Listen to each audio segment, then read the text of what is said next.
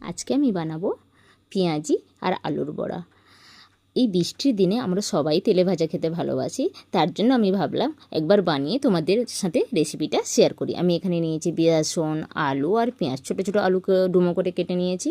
এখানে পেঁয়াজের মধ্যে আমি কুচনো কাঁচা লঙ্কা কুচি দিয়েছি। তোমরা যে যেমন পরিমাণে লঙ্কা খাও ওইভাবেই দেবে। দিয়েছি নুন দিয়ে ভালো করে পেঁয়াজটাকে আমি মেখে নেব। মাখার পরে পেঁয়াজ থেকে যে জলটা ছাড়বে ওই জলের মধ্যে মানে পেঁয়াজের ওই জলেরটার সাথে আমরা বেসনটাকে মাখবো। ভালো করে চটকে চটকে ওটাকে মাখতে হবে, ভালো করে মেশাতে হবে। দেখো আমি এখানে অল্প 2 চামচ মতো আমি জলের ছিটা দিয়েছি এটাকে মেলানোর জন্য।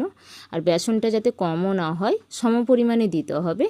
এবার এখানে আমার একটু বেসন কম লাগছে, যেহেতু পেঁয়াজ দেখা যাচ্ছে ওই জন্য আমি এখানে আর একটু বেসন দিয়েছি। বেসনটা দিয়ে আবার ভালো করে মাখবো। এটা কিন্তু এই পেঁয়াজিটা কিন্তু খুব পাতলা হয় না, বেসনের মানে গোলাটা একটু মোটা থাকে। এখানে আমি অল্প দিয়ে দিচ্ছি হলুদ গুঁড়ো, দিয়ে দেবো একটু লঙ্কা গুঁড়ো, খুব বেশি কিন্তু হলুদ গুঁড়ো দেবে না, দিয়ে দিয়েছি লঙ্কা গুঁড়ো। এবার দিয়ে দেবো একটু সর্ষের তেল।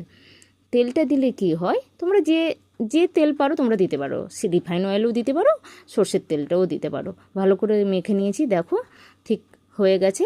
তেলটা দিলে কিন্তু পেঁয়াজিটা ক্রিস্পি হবে। এখানে কড়াই গরম করতে দিয়েছি। কড়াইটা যখন গরম হয়ে যাবে আমি এখানে দিয়ে দেবো তেল। আমি এখানে সর্ষের তেলে ভেজেছি, তোমরা চাইলে রিফাইন অয়েলও ভাজতে পারো। ছোট ছোট করে দিয়েছি। তোমরা যদি সাইজে পেঁয়াজিটা একটু কেউ বড় বানাতে চাও তাহলে ওটাও বানাতে পারো। আমার ছোট ছোটটা ভালো লাগে, তার জন্য আমি এখানে ছোট ছোট করে ভাজছি। এক সাইড ব্রাউন হয়ে গেছে, অন্য দিকটা আমি উল্টে দিচ্ছি। আর এটা কিন্তু আমি লো ফ্লেমে ভাজবো, তবে কিন্তু পেঁয়াজিটা ভিতরে কাঁচাও থাকবে না আর ক্রিস্পিও হবে। এইভাবে উল্টে পাল্টে এক সাইড উল্টে দিয়ে আবার একবার আমি উল্টো সাইডটা উল্টে দিয়ে এইভাবে ভাজতে থাকবো।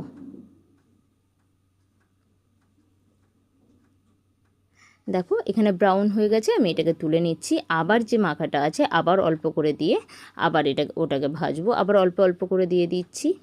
তোমরাও বাড়িতে একবার বানিয়ে খেয়ে দেখো, সত্যি খুব ভালো হয়েছিল খেতে। দেখো এটাও দিয়েছিলাম, হয়েছে, তুলে নিয়েছি।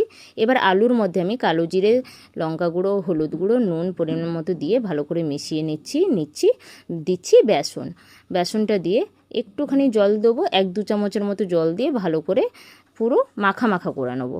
শুধু বেসনটা যাতে আলুর গায়ে লেগে থাকে, বেশি কিন্তু জল দেবে না এখানে, বা বেশি কিন্তু বেসন দেবে না। একটুখানি তেল দিয়ে দিচ্ছি, পরিমাণ মতো আমি এখানে নুনও দিয়েছি, দিয়ে ভালো করে মিশিয়ে নিচ্ছি। ওই তেলটা দেওয়ার একটাই কারণ, আলুটা ক্রিস্পি হবে। আলুর বড়াটা কিন্তু একেবারে লো ফ্লেমে ঢাকা দিয়ে আমাকে ভাজতে হবে, না হলে কিন্তু আলুগুলো কাঁচা থেকে যাবে, সেদ্ধ হবে না। একটা একটা করে ছড়িয়ে দেবো, একসাথে দিয়ে দেবো না আলুর বড়াটা। এবার দিয়ে দিয়েছি। এবার দেওয়ার পরে এটাকে কভার করে দেবো। কভার করে 2 মিনিট মতো হতে দিয়ে এবার উল্টো সাইডটা আমি উল্টে দেবো,